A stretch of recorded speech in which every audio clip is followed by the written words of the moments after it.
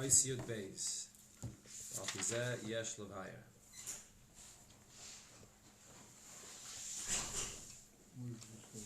Page Memches. Memches. Alpizeh Yesh Levaya. Based on everything that we learned in this Maimer, we could now explain Gam Mashachayev Imish Lebsume Bepuria Ad Deloy Yoda. There's an obligation upon every person to become intoxicated on Purim to the point where he is to the degree of Lo Yoda. Lo Yoda is the continuation of the Gemara. Lo Yoda ben Aron Haman LeBarach Mordechai. That's tachlis. Huh? Tachlis. To get to the point of Lo Yoda. The Rebbe doesn't quote the conclusion. Because, as we'll see, the Rebbe will explain, the main point is to go L'maylam and Adas, Lo Yoda. Kidua, the pashtus of the Gemara, Lo Yoda ben Aron Haman LeBarach Mordechai, is very difficult to understand. What's the point on the Yontif of Purim when you're celebrating Aron Haman and Baruch Mordechai to get to the point of Lo Yoda, not to have the ability to distinguish between the two? So the reason is Kibimeya Purim b'chol shana v'shana. Every year when Purim comes again, Chayzer v'nei inyan the v'kibul haYehudim k'may shahaya v'pam harishayna. The v'kibul haYehudim, which is the full acceptance of Yidden, that happened at the time of Matan Torah, is repeated again. There's a new acceptance every year that we're makabel the Torah, the full acceptance, as it was explained there in this Maimer. It's not just that because it's the same time period when it happened the first time, so it's a zman mesugol for it to happen again as it happened then. Every year, the acceptance is deeper, on a level higher. There's no such a thing as repeating what happened before. Just like it says when it get to Shoshana, that every year, Rosh Hashanah, there's a Ohr Chodesh and Mechudesh, there's a new Ohr that comes into the world that never was before. So the same is regarding all the Yomim Tovim, everything every year, during the entire year. That it's something that's completely new on a level that never existed before. Yesh L'Haisif, another detail to this that could be added here. Chassidus Maamar Purim Lagabe Matan Torah, Chiddush that there is in Purim. In contrast to Matan Torah, who b'shnei inyanim. There are two details here. I mean, in this Maimer, the Rebbe focused on one of them, but the Rebbe here brings that there's really two details. Shibimei Purim, one is that on the days of Purim, it's the time when it was the completion of accepting the Torah fully. That's the meaning of these words, the Kibul HaYehudim. Kanal Baruch, as we explained at length in this Maimer, you had the Mesiris Nefesh, you had the Mesiris Nefesh mitzad the Guf, you had the Mesiris Nefesh of the children learning Torah, so that brings the Torah down to the lowest level. It's accepted even on the level of a Guf. The Gam Kiyum Torah. But then there's another expression that Chazal tell us that this is the time when the Yidden fulfilled fully what it says in the Torah. Kedisa b'Gemara, the Gemara's drasha is ala pasta kimu v'kiblu hayudim kimu mashakiblu kvar. Whatever, even what they did accept at the time of Matan Torah, now was a time when the Yidden fully fulfilled this. Zeh shekiblu b'Matan Torah, what the Yidden accepted at the time of Matan Torah, lehoye b'ayfim dekiyim nitzchi. It didn't have an eternal effect. Where do we see that? The la'achrei shechatu be'egel hisnatzlu es hedyom. After the Yidden sinned by the Chet Egel, which happens to be today's Chumash, so whatever crowns the Yidden received for saying Naaseh v'Nishma was removed from them, was taken away from them. So the acceptance at the time of Matan Torah was not eternal, even as far as the fulfillment is concerned. Not long after Matan Torah, the Yidden sinned with Chet Egel. The days of Purim will never leave. The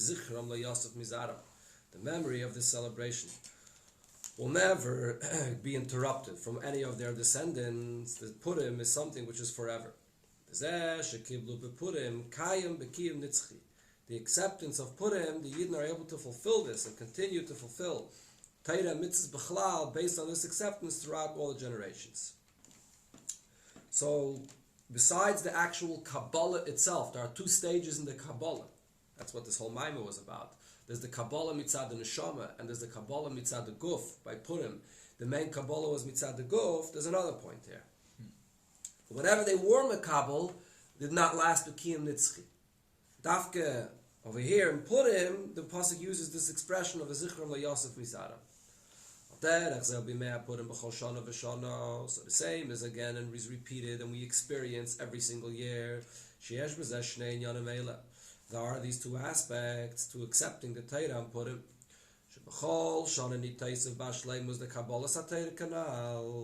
Every year on Purim, there's an additional level of shleimus in accepting the Torah. The Torah is not endless. The Torah is Ein Sof. So even though it says that by Kabbalah Satayra on Purim, the first time when it happened, that was the shleimus of Kabbalah Satayra, but every year we go higher and higher and higher. And whatever additional acceptance there is, every additional year in Purim, Yeshla Kiyam Nitzchi, has an everlasting effect on ourselves and our children, our descendants forever. So therefore, Purim tzarich liyas aveda de lo yodam. On Purim, what is the aveda? How do we connect on the level of lo yoda? Areis came from sich, which simply means that a person should leave his limitations. Every human being is controlled primarily by what he understands with his intellect. The mayach of the person is shalat al alev. That's the entity of the person. The idea of lo yada is that a person leaves his entity. As we learned Parichas in the Maamar, when do you have the full acceptance of Torah? When you go beyond the Elyon aspect in yourself, beyond the Tachton aspect of yourself, completely out of your Metzias, that's Bittul. And that's the Taich of Lo Yoda. That a person is Lo Yoda of himself. When it says Orer Hama Baruch Mordechai, everybody doesn't Taich that over here in this Maamar. But the real Taich of Lo Yoda is forget about yourself, forget about whatever Toyelis, whatever you're looking for, what you want to achieve in Torah or mitzvahs, Lo Yoda. To fulfill Torah mitzvahs with absolute bittul. Even Torah mitzvahs. Yeah. Should be no answer. Absolute Lo Yoda. No person shouldn't be looking for any Toyelis for himself whatsoever, on any level. Not mitzad the neshama, not mitzad the guf. No Torah and no Ratzon b'chlal. Maybe even more, no Ratzon. That's even more than that, correct? Expand on that. I never understand that. What does that mean? Not to have a Ratzon to the Ratzon Hashem. He's there like an Eved. When an Eved is commanded to do something, he's not thinking about that I want this, I desire this, and the Eibishter will. So mainly he has to have the tefillin that should be laying on the should be placed on the arm. So my arm is there, just like the cheftz of the tefillin is a cheftza, that the mitzvah has to be fulfilled, and therefore the cheftz of tefillin was created by the Eibishter. He wants the cheftz of the tefillin to be placed on a hand, so the hand is also there to be available for the tefillin to be placed there. Does the tefillin have any desire? One page mem tes.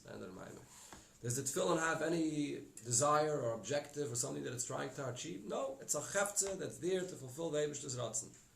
With it. Same thing, the person, the gabra, the person views himself in the same way. I have nothing to achieve over here. I have no desire for nothing. I'm an Eved. I'm an Eved that belongs to the Eibishter. I didn't choose to be an Eved. The Eibishter made me his Eved. Eibishter took us out of Mitzrayim, and Miderach Mamela, the Yid is there to do it. Isn't Ratzon a very powerful force? Avada? It's a question. Removing the Ratzon from a person. This is deeper though. This is something that comes deeper. It's a very deep power, but in Chassidus it says Ratzon corresponds to the Chaya of the Neshama, which is very forceful. Chaya is a Meirdig Kayach, which it says Adam Rishon had a Neshama on the level of Chaya, but this is something that's even deeper than Ratzon. Ratzon is a situation where you have to be gover. You have a Metzias, and you're using the Kayach HaRatzon with a tremendous force to push things aside and to get things done as a weiter. But then you have something which is deeper, the very essence of the Yid, which is an Eved. There's not necessary to even use Kayach HaRatzon. It's the very essence of the person which is one with the Eibishter. Or the very identity of the person which is an Eved of the Eibishter. You don't need Kayach HaRatzon. It's much deeper than Kayach HaRatzon. An Eved. An Eved. A real Eved.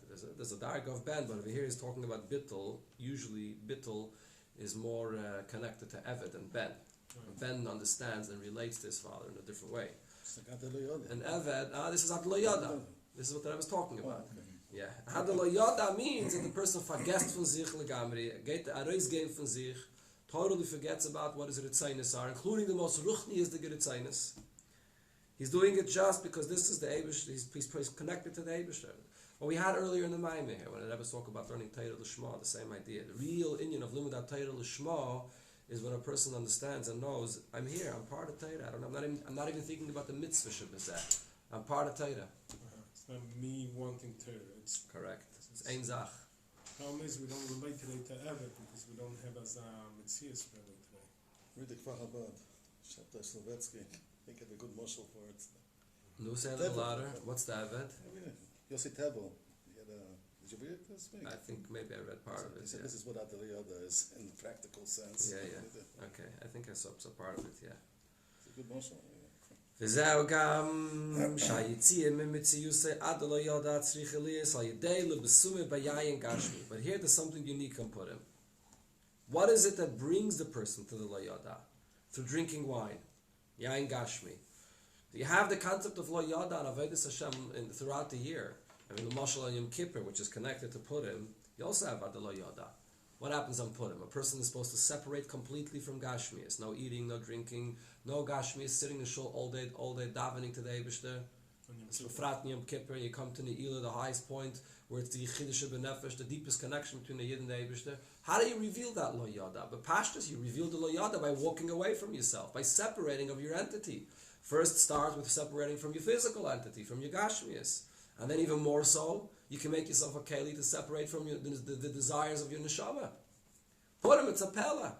On one hand, we're demanding lo yoda, and at the same time, we're saying, and where does the lo yoda come from? From the wine that you're going to drink, from the yayin gashmi that you drink. That triggers the lo yoda on the person. It's like mamish a chibur of two havchim.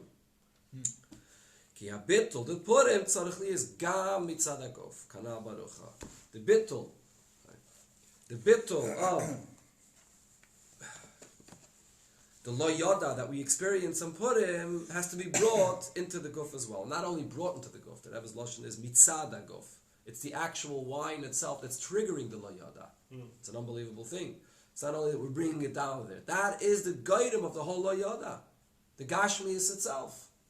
Kanal barucha, because the whole point of here is to be megala. What is the emes and mitzias of the guf gufa? When it comes on Yom Kippur, that's one level of bittul. It's a very high level of bittul Yom Kippur. But sof, it's a kind of a bittul that negates the mitzias of the person. You have to walk away from yourself in order to experience that bittul. Then there's a deeper bittul. Purim is not less of a bittul. Fakar Purim, as it says, that Yom Kippur is only Kippurim. Purim is higher. Purim is a kind of bittul that you can reveal that this is my true entity. This is who I be'emes am. It's in a way, it's sort of an opposite tenuah than Yom Kippur. Yom Kippur, in order to reveal that bittul, it's by saying, this is who I'm not Gashmias, I'm not Ruchnias, I don't have this Ratzon, ich bin garnished, and you separate from everything connected to Eibusher, like a Malach. That's what it says. You say, Baruch Shem, loud, like a Malach. Mashenken on Purim, ich bin nicht kein Malach, I'm a Gashmias, the good person, I have a guf, I like wine, and I like food. And there, what's the emes and mitzias of my physical life? Gufa. This is a lakos. This is completely part of the Eibishter. It's not about who I am, it's about who I am, what my emes and mitzias is. It's a completely opposite tenuah.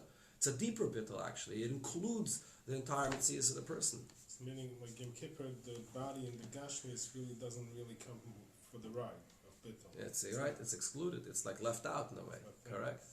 Yeah. And here it's fully Yeah. Is this the concept of Tanya, which is every morning kind of shamash nesatabi? It's the same Indian bittul with it that he says that you should.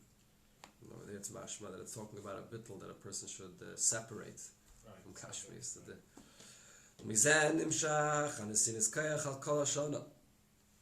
So from here, a person gets the nesinas kayach for the entire year.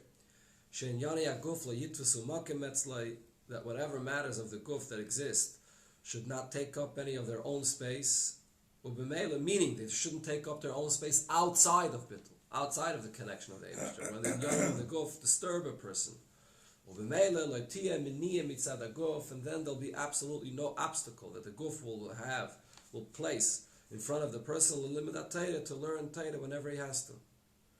Right? So when you get rid of the guf by pushing the guf aside, what happens when the guf resurfaces? What happens when the guf re-emerges and when Yom Kippur is over? No, so the guf is weiter da. You never will mavara the guf itself. You never included the guf in the bittul, huh?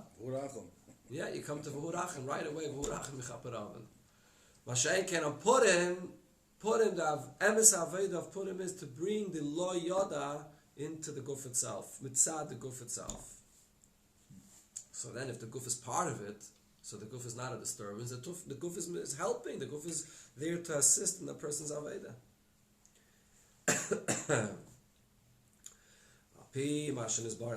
Now bringing back another point that we said in the middle of the Maimer, what is the advantage of a person that's learning Torah completely for the sake of Torah?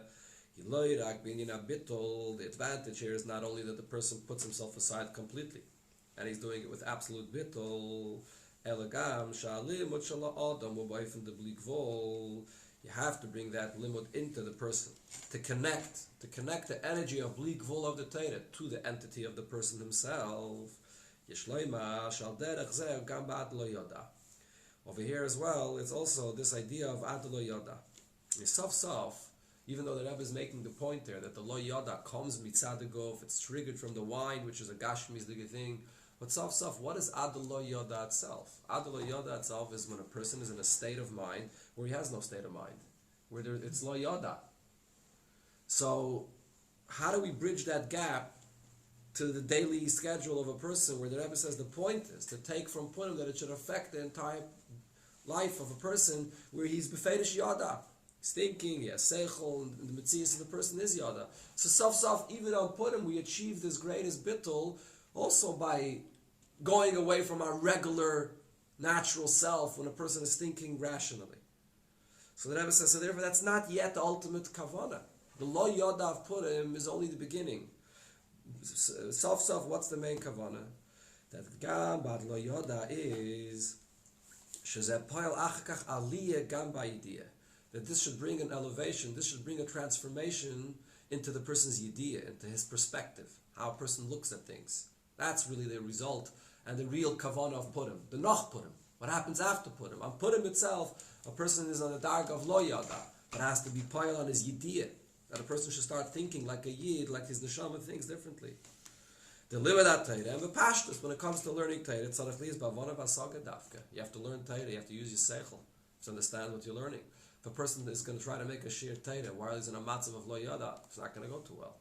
So you have to bring that lo yada into the seichel. Shemei vim b'sichla in yonah b'Torah. He learns and understands with the seichel concepts in Torah. Shekaydu lo haya shayach lezeh.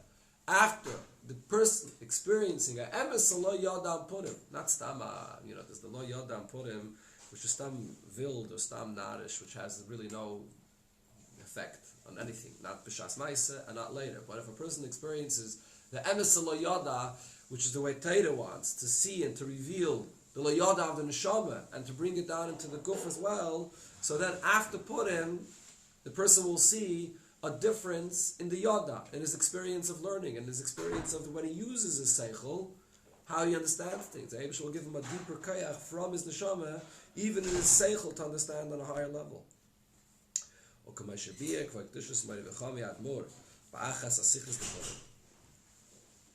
There is a sikha of the Friedrich Rebbe that he said on Purim. When a person reaches to the level of lo yoda, the yoda, the knowledge and the perspective the person has following that experience is also transformed, is also completely different. So you see that the main effect of the Purim should come out, and where do we see if a person really had a Purim, the Visadaf Tzayin, after Purim, the yoda after Purim. As the similar word of Friedrich Rebbe says, when you get to davening as well. Wo the kentmen the davening, the nachen davening. Where do you really recognize if a person davened the way he's supposed to, the way he eats and drinks and speaks, and his activity after davening, the behavior after davening can't be the same like before davening. Generally speaking, the limited seichel of the person becomes completely unified with Torah. Shaloimit habilti mugbeles. He learns without any limitations. Something seems to be Shaloimit habilti. It looks like there's a word missing here. Shaloimit hatayra habilti mugbeles. If to look in the other print, okay, but it seems like a word is missing here. Without limitation. Yeah. Habilti Migbelas means without limitation, but Okay, it seems so like it's it's on the referring to Torah, no? something. Shalayim Torah. Hatayra Habilti Torah. Migbelas. Imatera Shalemi da Bilti Mugbelas goes Huh? refers back to Goes Torah. back to before. It's One not second. Torah. Okay, let me read the sentence again. Ubachlalasu, yeah. Okay, let's read the whole sentence again. Ubachlalasu shaseichel hamugbul shala adam misached the matayra shalaymed habilti migbelas. Yeah, the Torah which is built to migbelas, the limited seichel, the person becomes unified with the Torah that he learns, which is unlimited. You become one with the Eibishter, which is in the Torah as well. Yisrael, Raisa, Kutsha B'richu Kulachad. All three, which are one entity. It's fine. You left that, no? I think we're going to stop over here. I would want to continue and start the new line, but I need a break between Chassidus and the line. Okay.